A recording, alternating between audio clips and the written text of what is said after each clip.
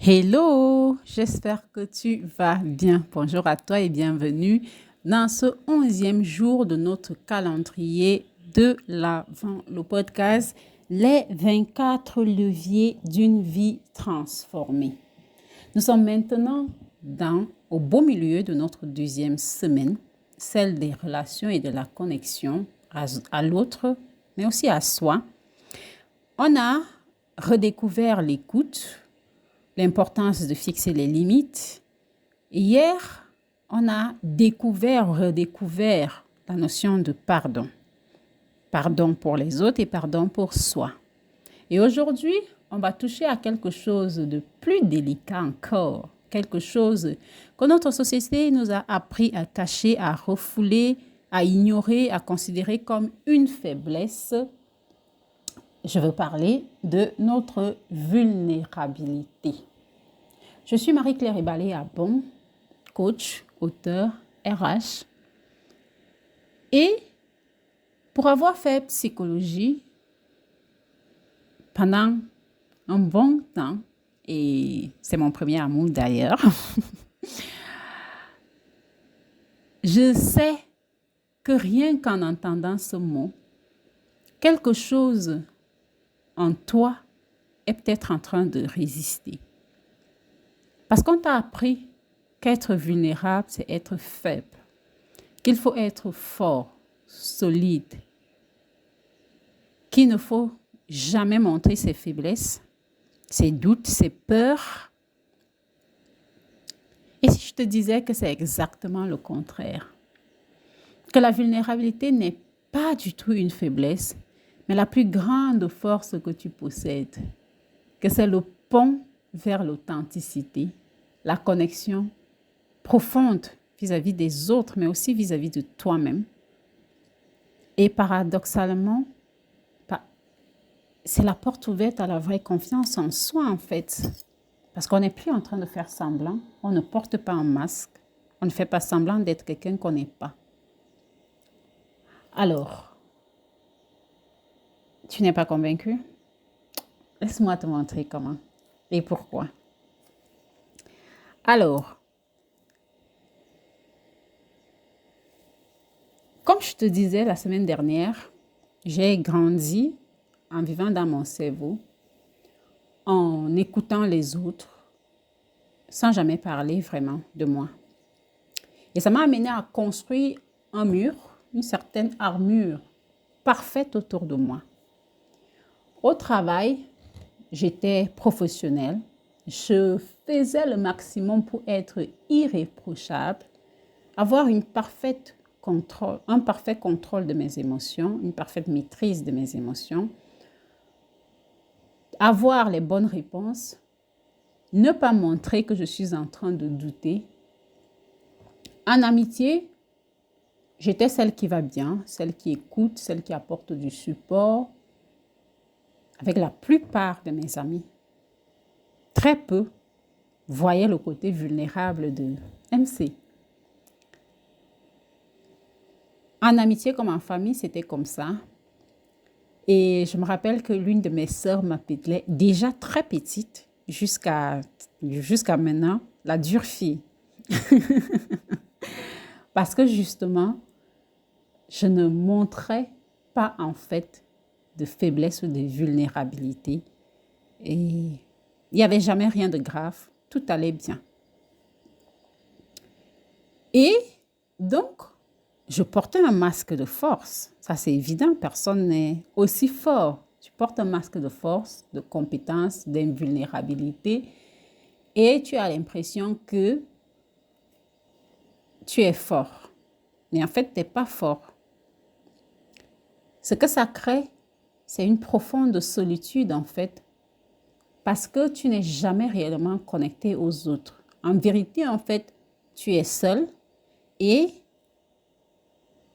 les autres sont de l'autre côté, toi, tu es d'un côté. Personne ne te connaît vraiment. Bon, personne ne me connaissait vraiment. Comment aurait-il pu d'ailleurs? Je ne montrais jamais qui j'étais vraiment sous ce masque, avec un sourire éclatant et parfait. Bon, le sourire était vrai. Par contre, Tu ne peux pas aller bien tous les jours comme ça là. Ce n'est pas possible.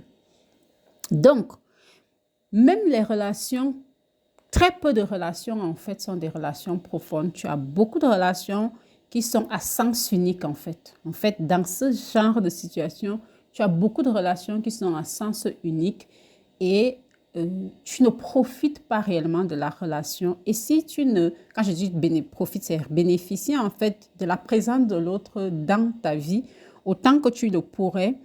Et le fait que justement tu mettes cette limite quelque part amène l'autre à ne pas réellement bénéficier pleinement de ta présence dans sa vie.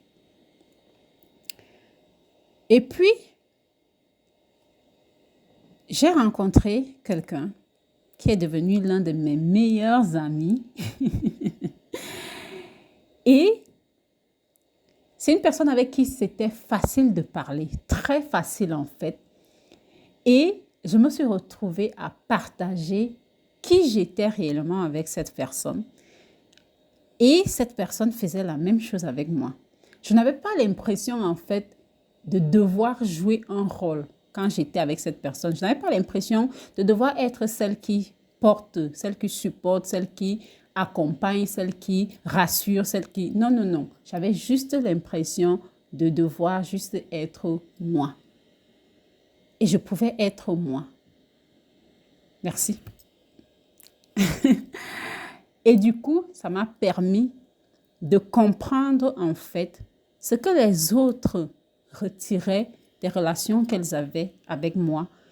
Ce que c'était en fait d'avoir en face de toi une personne avec qui tu peux réellement te montrer vulnérable. Et sans que ça ne m'amène à m'étaler dans toutes mes relations, ça m'a appris à savoir quand et comment me montrer vulnérable et pourquoi c'était important.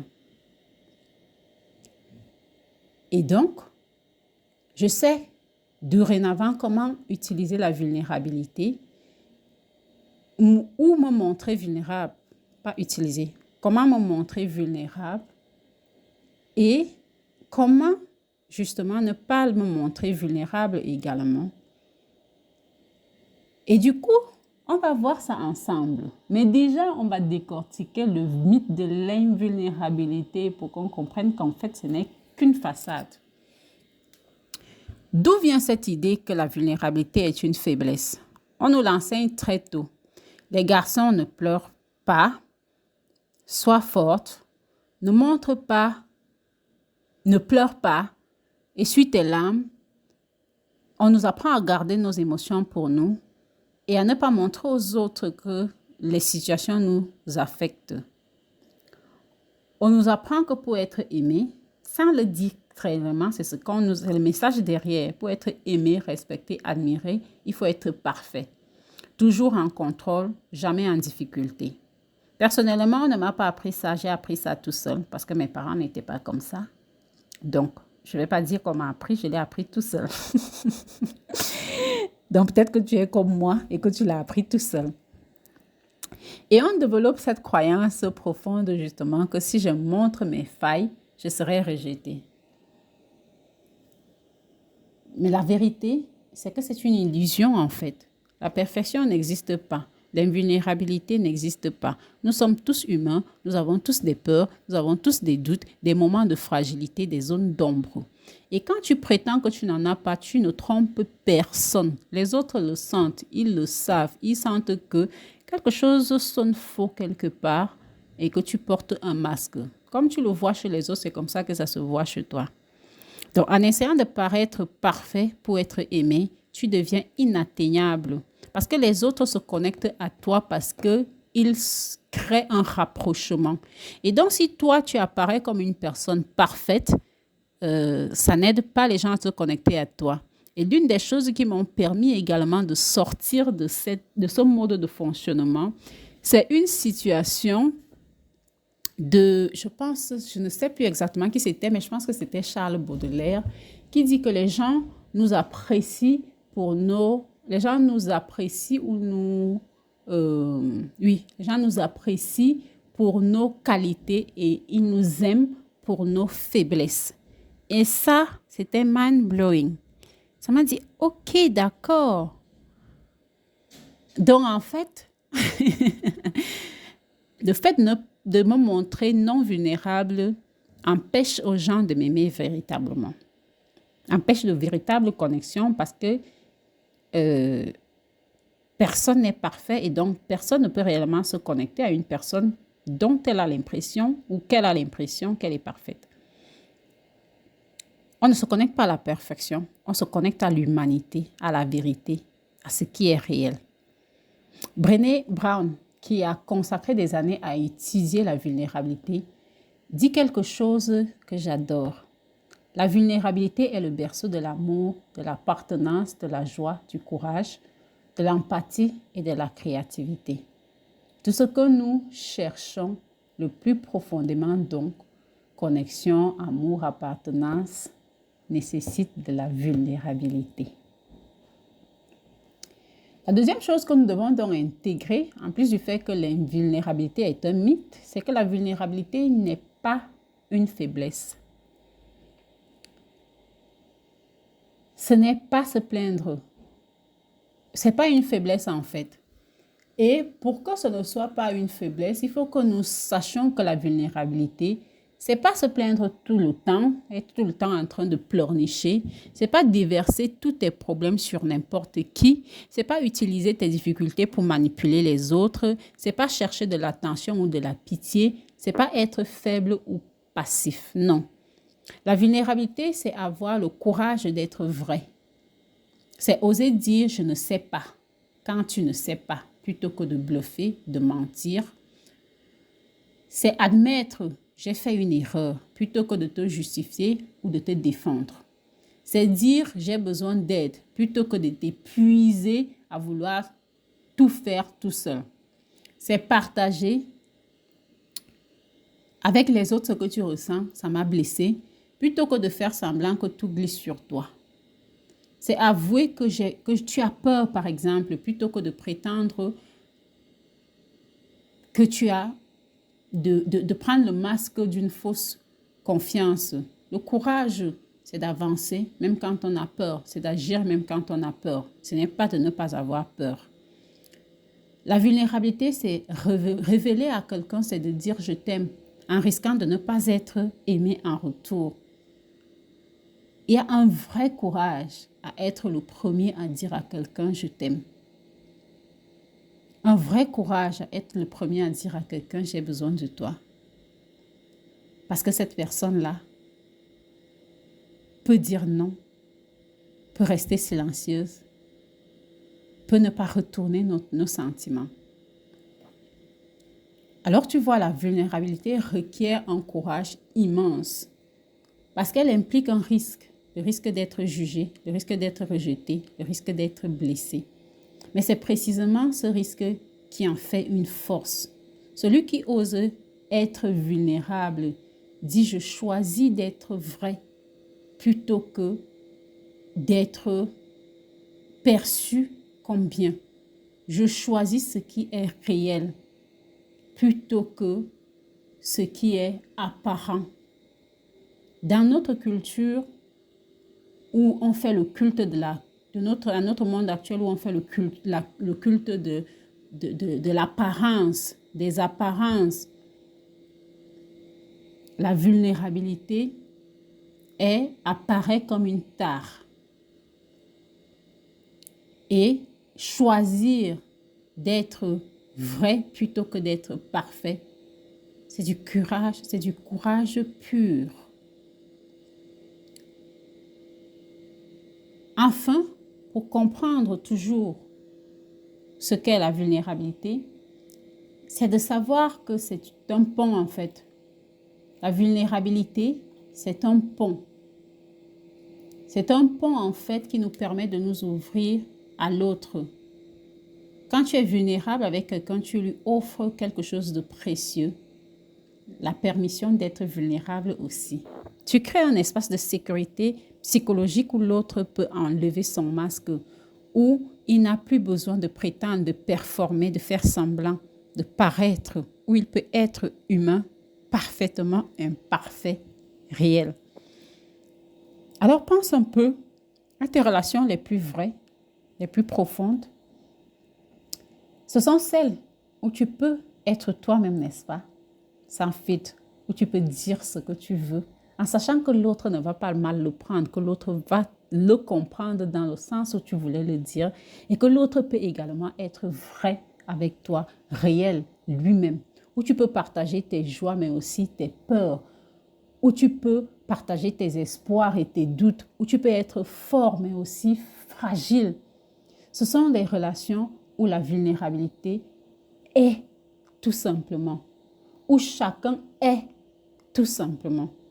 À l'inverse, regarde tes autres relations qui ne sont pas si solides, si importantes que ça, celles que je vais appeler superficielles, celles où tu échanges les banalités avec les autres, mais jamais rien de vrai, jamais rien de profond, où tu portes un masque et l'autre porte également un masque. Ou alors, parfois, l'autre est vrai avec toi, mais toi, tu portes un masque. Ce sont ces relations où tu ne te montres pas, où tu ne te présentes pas toi-même tel que tu es. Ces relations manqueront toujours de profondeur en fait, peu importe à quel point l'autre partie est vraie avec toi. Mais attention, la vulnérabilité doit être offerte avec discernement, pas avec tout le monde, pas tout de suite, pas sans limite. Ça s'offre progressivement en fait aux personnes qui ont gagné ton respect et ta confiance. Mais parfois, c'est intuitivement, tu rencontres une personne et c'est comme si tu reconnais cette personne-là, comme si cette personne-là également te reconnaît. Et vous n'avez pas besoin de passer 1 mois, 2 mois, 20 ans à vous étudier. Tu sais et cette personne-là sait. Brené Brown, encore, parle de ce qu'on appelle l'anneau de la confiance. Au centre de cet anneau, il y a toi. Puis, il y a des cercles de proximité. Tes confidences les plus intimes vont au cercle le plus proche. Les plus légères au cercle les plus extérieurs. Tu peux également utiliser justement cette analyse pour te dire, OK, comment je fais pour savoir que je peux être vulnérable avec ces personnes-là? Et tu commences justement à offrir des petites choses à ces personnes-là. Tu offres une petite part de toi, tu offres une petite confidence, tu offres une petite vulnérabilité, tu peux offrir un petit doute et tu vois ce que l'autre en fait. C'est en fonction de ce que cette personne-là fait, de ce que tu lui as offert de petit, en termes de vulnérabilité en toi, que tu peux lui offrir quelque chose de plus important progressivement. Être vulnérable, c'est être intelligent, pas naïf. Plus tu pratiques la vulnérabilité d'une manière saine, d'une manière intelligente, plus tu attires des gens capables d'y répondre. Plus tu es vrai, plus tu permets aux autres de l'être aussi avec toi. La vulnérabilité, c'est un peu comme un aimant en fait. Tu commences à attirer autour de toi des personnes qui connectent ou qui se connectent à ça. Il y aura également des vautours qui vont vouloir s'en repaître. Et c'est pour ça que tu dois être vulnérable d'une manière intelligente. Maintenant, je vais te guider à travers un exercice en 3 temps pour cultiver une vulnérabilité plus saine. Alors, prends de quoi écrire, ton carnet bien évidemment, si tu l'as avec toi là maintenant. Et surtout, fais cet exercice en étant bienveillant envers toi-même. La bienveillance n'exclut pas la rigueur, au contraire. Quand on est bienveillant avec quelqu'un, on veut du bien à cette personne, on aime cette personne et par conséquent, on est rigoureux envers cette personne. Première étape, il faut identifier tes masques. Assieds-toi confortablement et respire. Réfléchis maintenant aux différents contextes de ta vie, au travail, en famille, en couple, en amitié. Pour chacun, demande-toi, quel masque est-ce que je porte avec cette personne?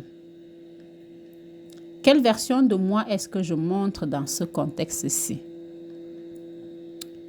Peut-être le masque du professionnel est parfait. Peut-être que le masque de l'ami est toujours joyeux. Peut-être que le masque du partenaire est toujours supportif, celui qui n'a jamais besoin de rien et qui offre tout. Peut-être que le masque de l'enfant est celui qui ne veut pas inquiéter ses parents. Peut-être que le masque du parent est celui qui est tout le temps en train de vouloir protéger et montrer à ses enfants que tout va bien. Écris les masques que je porte sont tout simplement et décris ces masques-là. Liste 2 à 3 masques principaux en fonction de chaque écosystème, chaque contexte ou chaque relation. Sois honnête avec toi-même et ne te juge pas. Maintenant, pour chaque masque, demande-toi, qu'est-ce que je cache derrière ce masque? Quelle vérité ai-je peur de montrer? Ou encore, quelle est la croyance qui me pousse à porter ce masque? Doute, peur, besoin, faille, croyance, identifie ce qui te pousse à porter ce masque. Ensuite, identifie, dans l'étape 2, identifie un espace sûr. Pense aux personnes dans ta vie. Y a-t-il parmi ces personnes quelqu'un avec qui tu te sens suffisamment en sécurité pour baisser ton masque, pour l'enlever? Quelqu'un qui a prouvé que tu pouvais lui faire confiance. Quelqu'un qui ne te jugera pas. C'est peut-être un ami, un membre de la famille, un partenaire, un coach, un thérapeute, un mentor.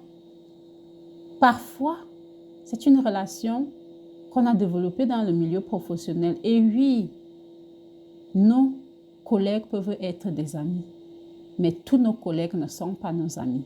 Donc, une fois de plus, vulnérabilité de manière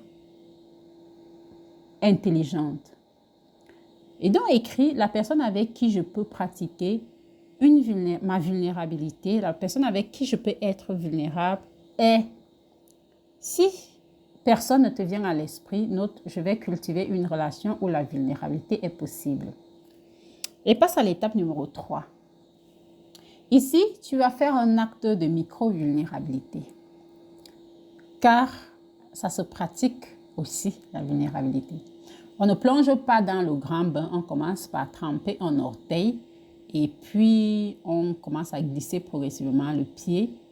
Voilà. Identifie un petit acte, un endroit où tu peux te montrer vulnérable dans les prochains jours. Cela peut être le fait de dire « je ne comprends pas » lors d'une réunion, de dire à un collaborateur qui te pose une question « je ne sais pas, je vais me renseigner » ou « on va le chercher ensemble ». Ça peut être le fait de partager avec un ami que tu traverses une période difficile. Ça peut être le fait d'admettre à ton partenaire que tu te sens insécure, que tu manques de confiance en toi sur tel ou tel aspect. Ça peut être le fait de demander de l'aide pour quelque chose. Ça peut être le fait de partager un rêve ou un espoir que tu gardes habituellement secret. Choisis quelque chose qui te met légèrement inconfortable, mais qui ne te terrifie pas. Et écris. Mon acte de micro-vulnérabilité sera, et je le ferai avant le. N'oublie pas ceci. La vulnérabilité n'est pas tout partager avec tout le monde. C'est partager progressivement avec les bonnes personnes. Honore ton rythme. Respecte ton rythme. Garde également à l'esprit que les personnes à tendance extravertie ont tendance à se montrer naturellement plus vulnérables que les personnes qui sont à tendance introvertie. Je sais de quoi je parle. Donc, respecte tes limites, mais ose faire un pas après l'autre. Maintenant, quelle est notre intention pour aujourd'hui? Aujourd'hui, je choisis le courage de l'authenticité, le courage de la vérité de qui je suis. J'ose être vue dans mon humanité. Aujourd'hui, je choisis le courage de me montrer vulnérable. J'ose être vue dans mon humanité. Et tout au long de cette journée, observe les masques que tu portes quand tu entres en relation avec X ou Y personne. Ne te juge pas, observe tout simplement. L'idée, c'est d'en prendre conscience. Quand sens-tu que tu es en train de prétendre? Quand est-ce que tu te forces en fait à paraître d'une certaine manière ou d'une autre? Quand est-ce que tu as tendance à cacher une vérité de toi-même? Et puis doucement, vu que tu en prends conscience, quand tu te sens en sécurité, essaye de baisser un peu le masque, juste un peu. Et si quelqu'un te demande comment vas-tu, la réponse à travers laquelle on dit le plus de mensonges, peut-être qu'au lieu de répondre automatiquement « Oh, ça va, super », tu peux oser dire « En fait, pas terrible aujourd'hui ». Si tu fais une erreur, peut-être qu'au lieu de te justifier, tu peux simplement dire « J'ai pas été au top sur ce coup-là ». J'évite d'utiliser un gros mot parce que je l'aurais utilisé. Mais bon, on va dire, j'ai pas été la meilleure version de moi dans cette situation. Je ferai mieux la prochaine fois.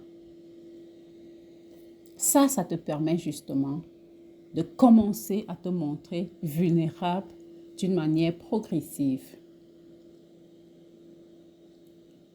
Si quelqu'un te rejette parce que tu te montres réel, alors cette personne-là, tu n'as pas besoin d'elle dans ta vie et tu seras libre. Certaines personnes ne comprendront pas, d'autres comprendront. Mais toi, tu commenceras à créer là de véritables relations, de véritables connexions en embrassant la vulnérabilité et en autorisant ceux qui t'entourent à en faire autant. On se retrouve demain. D'ici là, prends bien soin de toi. Et surtout, souris car tu es extraordinaire.